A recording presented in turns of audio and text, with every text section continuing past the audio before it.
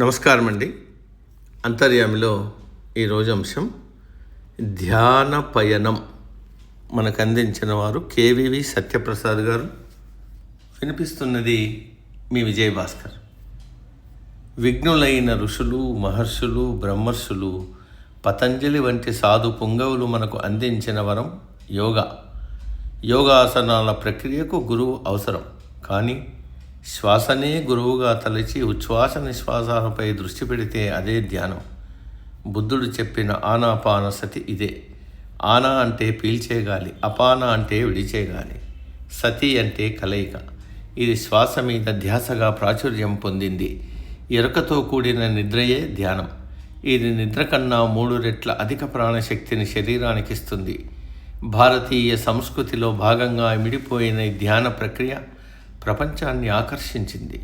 సాధన ద్వారా ధ్యానం సాధ్యమేనని వివరించింది భగవద్గీత. మనసును శాంతింపచేయడం, ఆత్మకు దగ్గర కావడమే ధ్యానం. ధ్యాని ఆలోచనలు లేని స్థితికి చేరి ఓ దివ్యమైన ఆనందాన్ని పొందుతాడు. కళ్ళు, నోరు మూసుకుని శ్వాసతో అనుసంధానమవడం చాలా సులభం. ఖర్చు లేనిది, శక్తినిచ్చేది.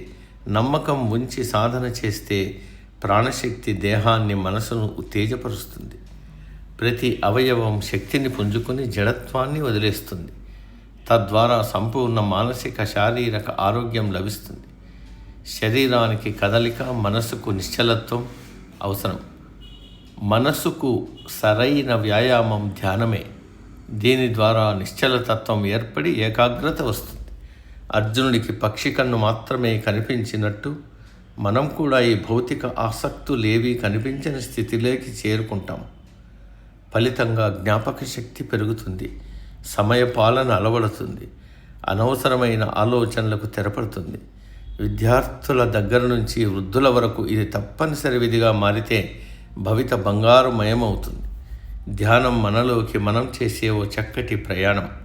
ఆత్మసాక్షాత్కారం మనల్ని మనం తెలుసుకోవడం ద్వారానే వస్తుంది. నిశ్చలమైన మనసు సరైన నిర్ణయాలను తీసుకుంటుంది.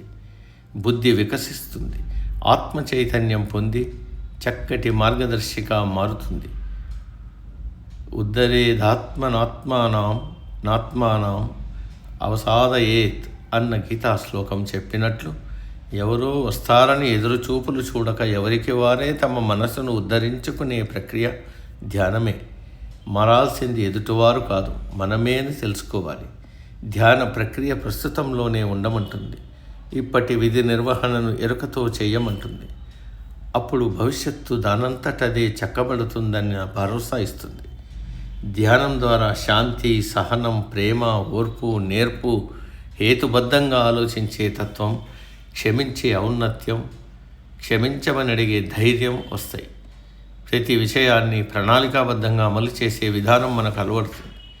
ఆత్మవిశ్వాసం పెంపొందుతుంది. ఎదుటి వారిలోని దివ్యాత్మను అంతర్యామిగా దర్శించే గుణం అబ్బుతుంది. ఇటువంటి ధ్యాన పయనం వ్యక్తికే కాక సమాజానికి మేలు చేస్తుంది.